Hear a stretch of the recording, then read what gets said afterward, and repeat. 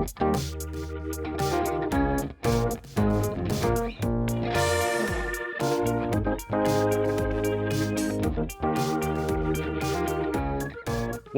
to Trending in Education. I'm Mike Palmer here. Very excited to be joined by Dr. Jacqueline Bhabha, who's a professor of health and human rights at Harvard University. She's written a really interesting book called A Better Future: The Role of Higher Education for Displaced and Marginalized People. It's a really interesting topic. We're going to spend a good amount of time talking about it. But before we get to any of that, I wanted to welcome Jacqueline to the show. So Jacqueline, welcome to Trending in Education. Thank you very much, Michael. Pleasure to be on the show. We talk a lot about trends on this show, but I don't know if we've really delved into some of the trends that you've been focusing on. Perhaps we're a little more navel-gazing about the state of higher education or K-12 education in the US, but you've really adopted a much broader perspective and a really interesting global human rights perspective that we're going to dive into. We'll get at that in a bit. To begin the conversation, I always like to get our guests' origin story. What got you to this point in your professional life? The platform is yours. Take us anywhere you'd like to go. Thank you. That's a nice invitation. I think that the starting point for everything I do is that I am committed to human rights change and to social justice. And so in my professional career, I've both been a practicing human rights lawyer in Europe, in England, and at the European Court of Human Rights in Strasbourg in France. And now, more recently, a teacher, writer, researcher, an academic sitting in a university. But in both those roles, I've really dedicated my efforts to thinking about how you can improve things. I'm not one of those people who just studies to understand. I study to understand and to change. Mm-hmm. So that's the most general level at which I would answer your question. But more specifically, why this book? I've written a lot during my years in the university on issues to do with migration and displacement, A, and B, quite a lot of my work is about children. And so in a way, this book is that intersection of the Venn diagram where I'm talking both about issues to do with displacement and other types of marginalization on the one hand, and also on the other hand, I'm talking about young people.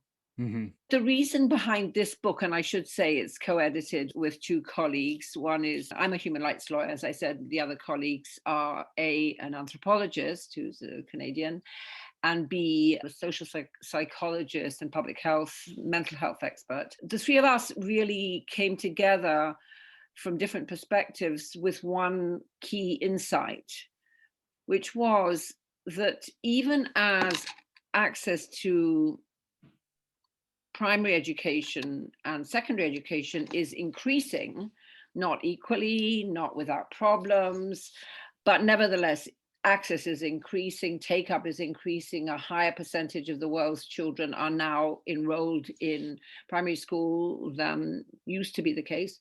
Even though that trend, that positive trend, is a global trend, access to higher education, tertiary education, access to education beyond secondary school, beyond grade school, I guess you call it in America, that access is very uneven. And in some cases, it's not increasing at all. Mm-hmm.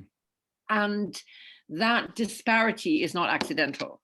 So the disparity in access to higher education is very parallel to other disparities of exclusion, discrimination, social, economic inequality. Mm-hmm. So that's the first point, that this overall trend towards increasing educational insertion doesn't carry us right through from pre-K to postdoc.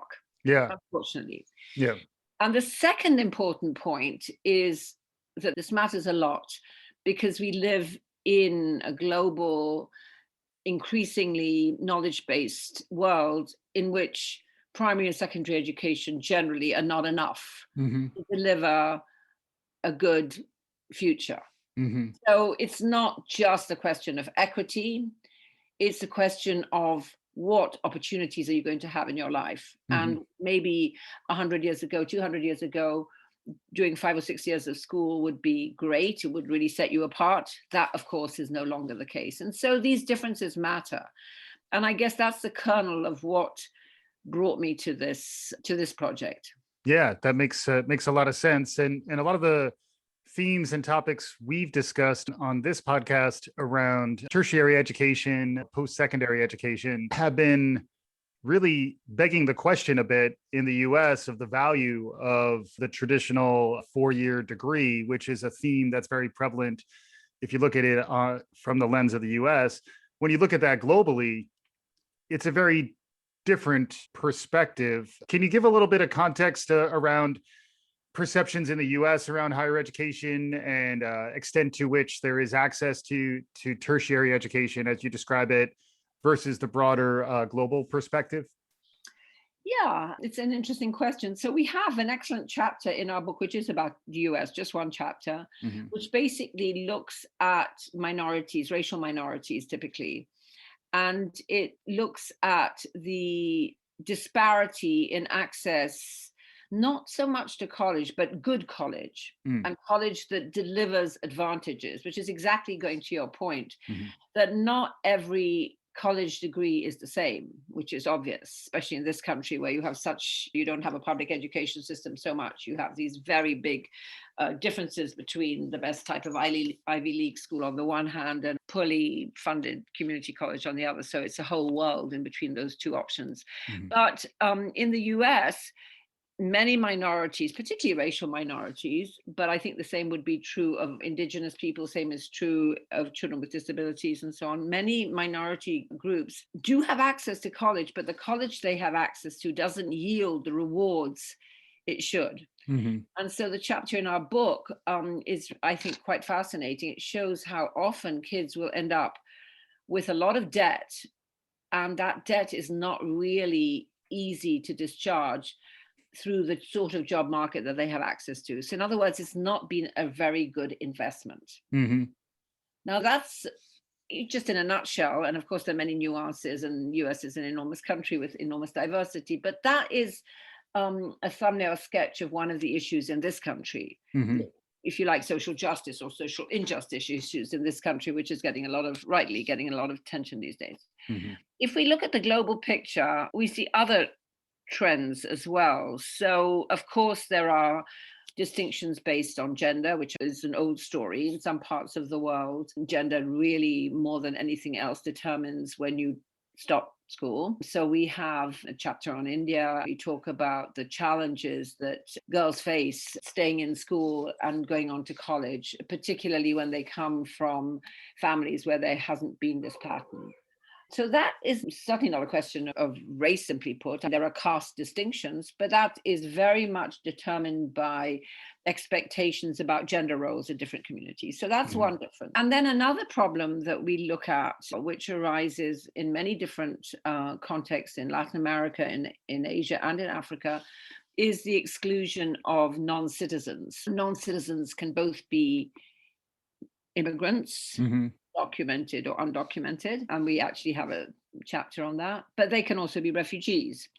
And one of the topics we're particularly interested in, and one of the topics where there's been a lot of really innovative work, is on refugee access to education. At the moment, a very small proportion of refugees get access to college. So they really are discriminated against, you could say, maybe not consciously or intentionally, but the net result is that a much smaller proportion of refugees are enrolled in and regularly attend college than non-refugees, which is a huge issue if you're thinking about somebody who's been forced to leave home, who's anyway having to prove their credentials and try and get integrated. And then on top of that, not to have a good education just adds to the disadvantages you already experience. So that's a topic that we analyze in different contexts. There are also some very exciting innovations there.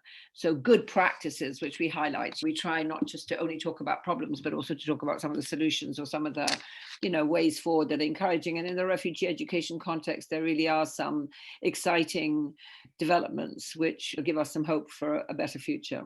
Yeah, we'd love to get into that next, perhaps, as you mentioned in your introduction, that this is not a purely academic problem for you and hopefully for all of us, and that there are opportunities to effect change. In many ways, the pandemic has changed our global consciousness in some pretty profound ways that may open up a little bit of readiness to adopt some of the best practices and to change some of the ways in which we have historically operated. I would love to hear a little bit more from you on perhaps some of the more hopeful notes, although I know overall this is very difficult domain to really dedicate your career to. So thank you again for your service.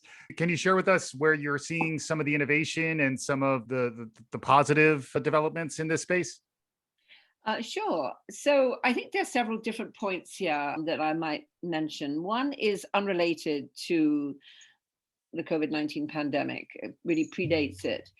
But it is very much related to the expansion of educational technology that you, not me, are an expert on. This is talking about refugee education, which is something particularly close to my heart.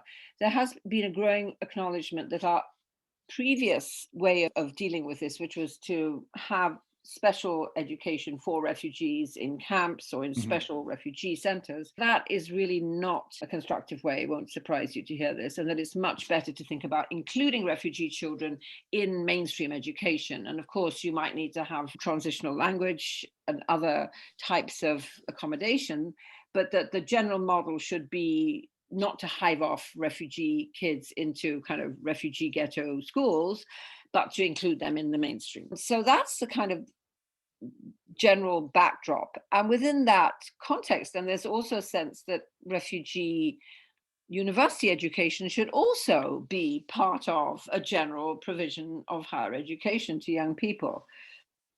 Now, that's been extremely difficult for refugees to access for a range of reasons, partly just simply being able to meet the requirements, proving that they've done the exams, in some cases, proving they have the legal status, the immigration status to get into a university, which they might not be eligible to.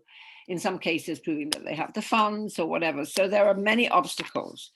But one of the really exciting things that has happened, and that in a way technology has enabled, is making education that is taking place elsewhere accessible to you in the refugee camp. So Mhm. even though you are stuck in, say, the Dadaab refugee camp, which is the largest refugee camp in the world, which is largely Somali and some Sudanese in Kenya, and some people have been there for many years. Some of those young people now have access to a degree that is blended between the University of Nairobi in Kenya and a university in Canada. Mhm. And they get that qualification if they meet the requirements. Mhm. And they do this through the internet.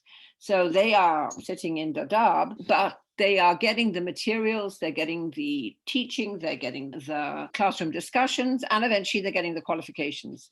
So that's one, I think, tremendously exciting and original way of redistributing access to higher education and quality higher education. Mhm. Not, of course, without its difficulties. I was talking to one of my co-editors who has been instrumental in this program. And of course, you can imagine we have problems of connectivity and internet load. You can imagine sitting in a refugee camp in northern Kenya, what it's Yeah. like. So of Right. course there are all those contingent technical hitches. But the bottom line is that kids are learning and kids are participating in an international classroom, blended classroom, if you like, with professors who come from all over and who are very highly trained. And that is just incredibly empowering. So that's Mhm. one really, I think, wonderful innovation that's happening now in other universities, and there are other partnerships between other countries. But that model, so technology mediated, inclusive higher education, if you like, which Mhm.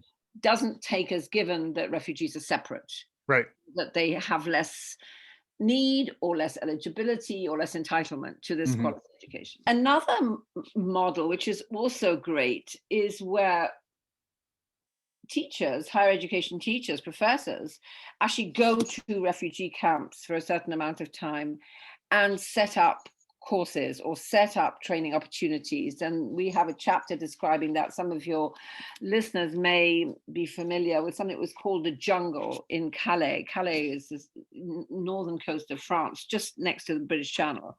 And for years, there was a large informal settlement of thousands of refugees from Syria, from Afghanistan, from sub-Saharan Africa, from Middle East, kind of stuck there in northern France trying to get to the UK.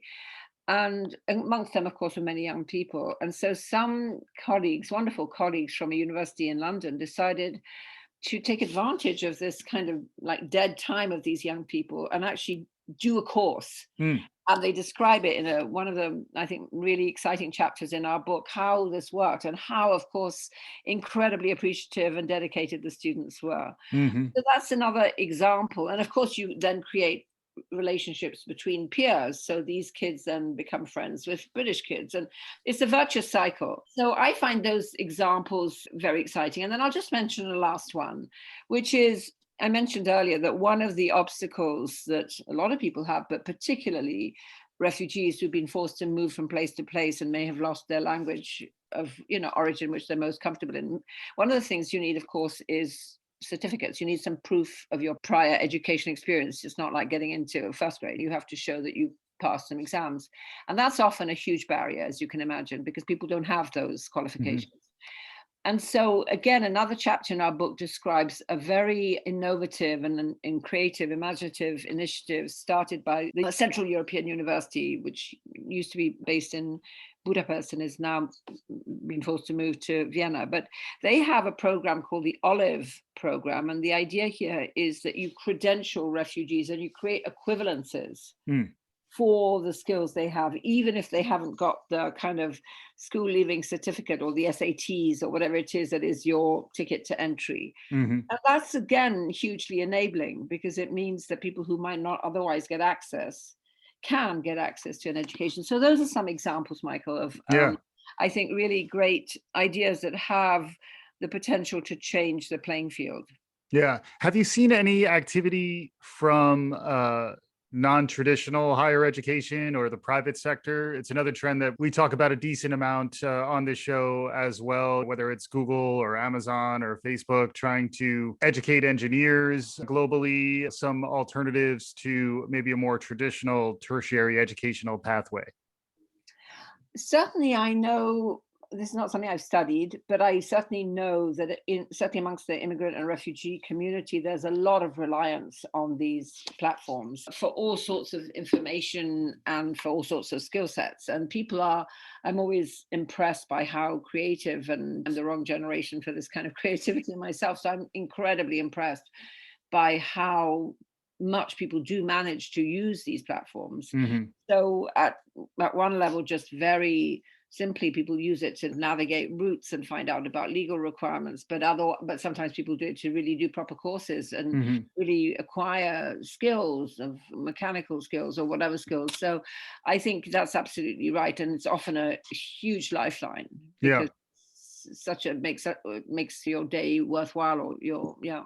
Yeah. So absolutely, you do that. Of course, as with all these things, there's the upside and the downside. So we all know that, especially for young people and younger young people, these tools can also be treacherous and they can also be dangerous. And unfortunately, that's the other side of it, where people are also exploitable and can be tricked. And we see a fair share of that as well, where people are taken advantage of. But I think, yeah, there's a very strong, hugely strong potential for actually imparting education information. Yeah. Yeah. And then more broadly, the trends around displacement and refugee movement are accelerating, I believe. But I'd love to get some deeper context from you so that folks understand the extent of the problem and the extent to which it's growing, and it's growing just about everywhere.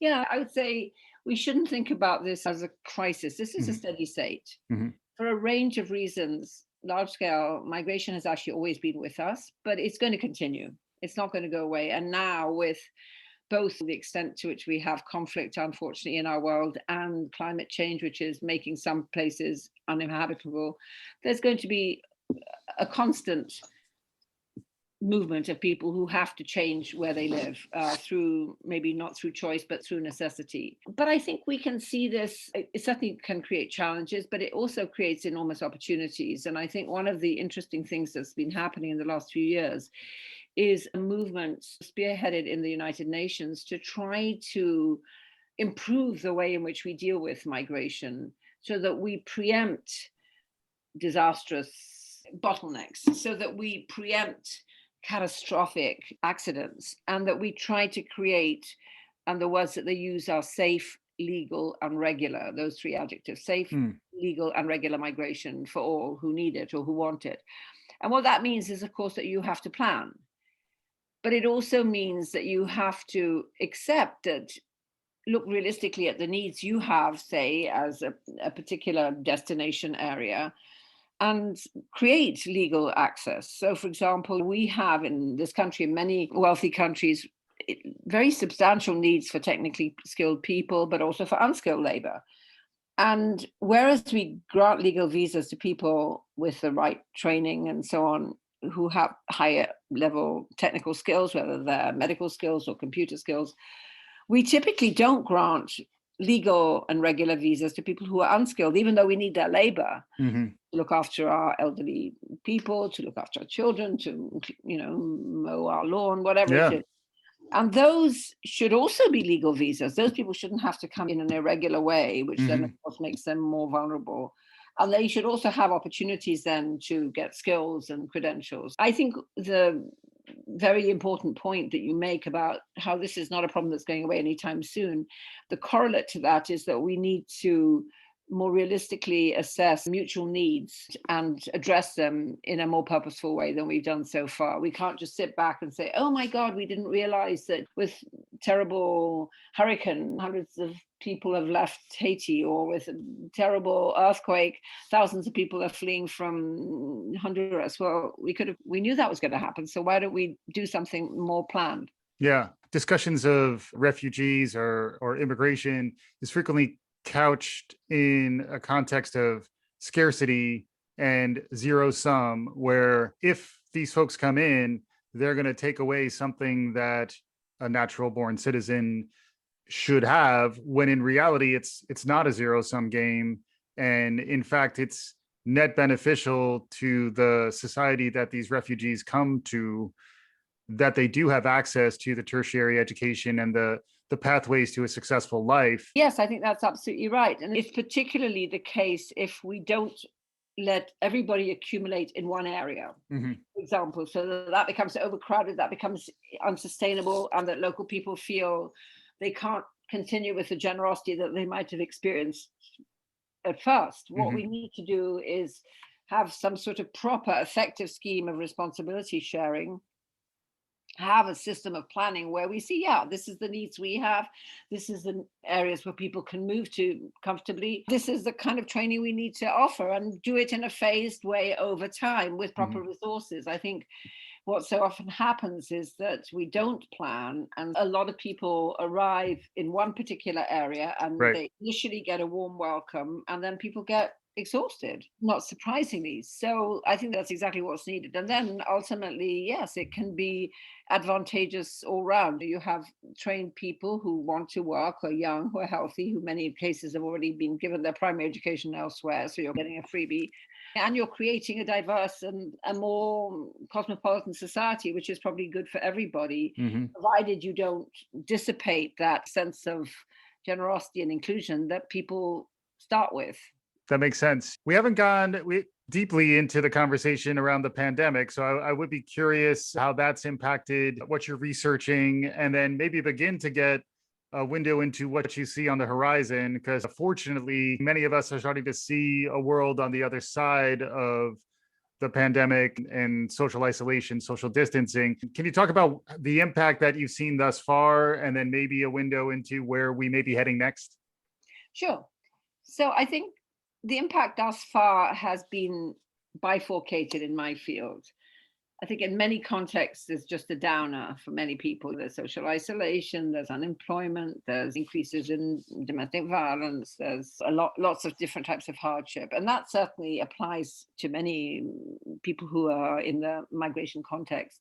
But in that context, there's been something even worse, which has been a radical closing of borders. Just about every single country has closed its borders, even to people who are fleeing for their life, which Hmm. some of us criticize, but nevertheless, that's been the way it's. People have used public health arguments to really prevent people from entering, and that's really been very negative. The upside, though, is that this increased reliance and increased familiarity with online mechanisms for communicating, for convening, for teaching, for discussing, has, I think, opened up our frame of reference enormously. I say this as a teacher, so I have been able to bring into my classroom people from all over the world, both colleagues, professors, experts, and also students who weren't allowed to come into the US for whatever reasons or didn't feel safe. But you have a completely international space that you create quite seamlessly and actually in quite an egalitarian way. There's some discrepancies about time, so not really fair if for me it's 10 in the morning and somebody else it's 2 at night. That's not exactly fair. So you could also do it asynchronously so they can listen to the recording. But the point is that you do have not only the possibility, you have the actuality of a much broader and more inclusive and diverse set of participants, which means you have more diverse references, you have a broader canvas of ideas, of problems, and that cannot but be positive. I mean, that really is positive. And in terms of your question about what lies ahead, I do hope that some of that stays. I do hope that some of this sense, that we don't need to be getting on a plane every other day to go somewhere, but that we can do our meeting virtually and that we can bring people in without having a huge travel budget or hotel budget. You can just, out of collegial spirit, join somebody's class. It's a total win-win because we all benefit from these rich conversations. We all are stimulated. The students benefit enormously. And so I think that's a real positive, which I hope we retain even as we have the opportunity to leave our homes and socialize and have in-person meetings, which I welcome. So I think there has been, and I say this particularly for people like myself who are not very technologically confident or savvy and would much rather in the normal course of events have a face-to-face meeting or pick up the phone rather than do a Zoom call with split screens and different discussion groups and a chat box and all that. But once you master that, and it's not exactly rocket science, I don't need to tell you, it's amazing how you can enrich your perspective and how much you can bring to people and at low cost. Is also the great point. So I think going back to the points we were making earlier about people who are refugees or people who are undocumented or people who have problems of access for other reasons to do with their identity, their gender or their caste or because they have a disability. This is tremendously empowering. And I do hope, and I don't know if you agree, Michael, you would maybe know more, but I do expect that some of this will stay with us. It's just too powerful a set of tools to let go. Absolutely. That's my belief and also my hope, especially if it can be blended with the genuine value of being in the same place. We all will rejoice with glee when we're able to finally be back in the same physical space with others. But I don't think we go back to the way we were before. I think we'll hopefully build towards something better in the future. And as we're driving towards conclusion here, Jacqueline, are there any other trends or any other ideas that you think are worth getting out to this audience as we're beginning to wrap up? Are there ways in which folks can be activated against some of the topics that you've been describing? Thank you, Michael. I think I would like to leave with this notion of the importance of empathy. Empathy is a kind of woolly word, which you could say means lots of different things to different people. But the way I see it is really a sense of solidarity with others who might be in a different space, but who might enter your space in whatever way, virtual or actual. And I think that many of us, I don't think empathy is inevitable, but I don't think it's also completely foreign. I think it needs to be cultivated, it needs to be sustained. Just like xenophobia is not inevitable, but it can be generated. And so I think that going forward, the real challenge that we have, both as individual members of communities, but also as voters and as people who are part of a polity, is to think of ways that you sustain rather than dissipate empathy, because I think empathy is an incredibly important resource. Of course, personally, I want to see government providing services. I want to see local authorities, municipalities, towns, cities making provision for all sorts of communities that need it. But I also want to see people doing that. And there's something about a person-to-person interaction which feels very different from a kind of bureaucratic interaction. And I think that lots of people display the proclivity, the inclination to show empathy at first, or even for some period of time. But we don't, with our public policies, do enough to sustain that empathy. And so it gets dissipated. And then we see communities that were generous and hospitable and open turning. And that's what I think is very dangerous and not at all inevitable, but happens all too often. So that's the kind of thought I guess I would like to leave your listeners with, that if we can think of ways personally to engage, but also to get our elected representatives and so on to preempt problems so that some communities aren't disproportionately affected, don't feel abandoned, but actually feel sustained and supported and rewarded, I think that would be a virtuous cycle. Awesome. Wonderful way to conclude.